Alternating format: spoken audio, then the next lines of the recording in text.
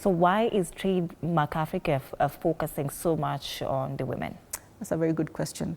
Just to mention, all these areas that we work in are seeking to benefit all SMEs regardless of gender.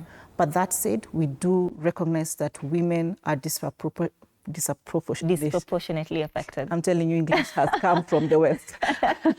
But yes, they are disproportionately affected. Disproportionately affected, yes. Because they experience unique challenges. When, for example, let's look at the cross-border traders that we have supported. In the past, before we were able to work with them, we did an analysis to better understand what are the challenges that women are facing, especially in the border posts. And many of them, because they did not understand what it would require in terms of having access to information. What do I need to comply with so that I can be able to trade and make sure my produce moves from Kenya maybe to Uganda or Tanzania and vice versa? And there was no understanding there. So what would they do? They wouldn't use the official routes on the border posts. They would tend to take what we call panya routes, and which are very dangerous, meaning that they're passing through forests, rivers, places where there's no security, and endangering themselves.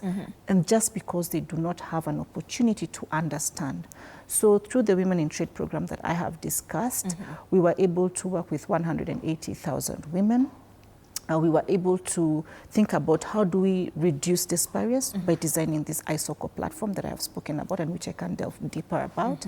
We were also able to understand that because they did not know what exactly they needed to be able to cross the border or to take part in trade and do it confidently, then if we were able to help them form joint border committees where they would also participate through having representatives. So in these joint border committees would have all the government institutions that are involved in trade. We would have the KRA, if you're talking about cross-border trade with Uganda, the URA, would have health, would have all of these people sitting in this board, and then we have these associations. The women were included, also other business member organizations were included, and they were able to discuss issues openly. And from there, they were able to get information on how do you access, standards? How do you make sure that, there is security?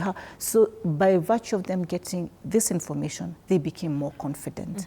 And so we were able to see them participating in trade, starting to use the official routes. They were now informed if they are experiencing any challenges, which institution they would be able to speak to. Through this, again, one-stop border post where we put all these institutions in one building, it made it more seamless. So instead of you going to figure out where is this institution placed and you're searching around, if you just enter into this one information center, you can find out how you're able to resolve some of these issues. And so women then are able to participate. But we also know that women are the backbone of the economy in terms of as they say, when you empower a woman, you empower a village. We tend to, once they find out this information, tell other women as well.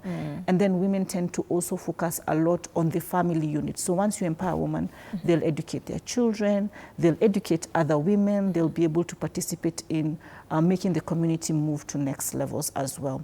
But again, that said, you notice that very few women do take part in trade, and especially around those borders, because they face a lot of harassment. So that in itself is what made us decide, okay, we need to find a solution. If we're going to work on these borders, we're going to improve the physical connectivity, we're going to make digital systems investments with institutions like KRA and URA and TRA as well, then how can we be able to work downstream to make sure that trade is more inclusive? I would say that the barriers that all SMEs or all business people face are the same, but I would say for women it's much more unique because they have to think about harassment and how they are protected against such incidences. Very well said. And maybe you could also highlight some of the initiatives that have hindered effective participation of businesses across the East African region, and specifically for the SMEs in this regional trade. Oh yeah, that's a very good question. I would say many businesses, of course, face a lot of challenges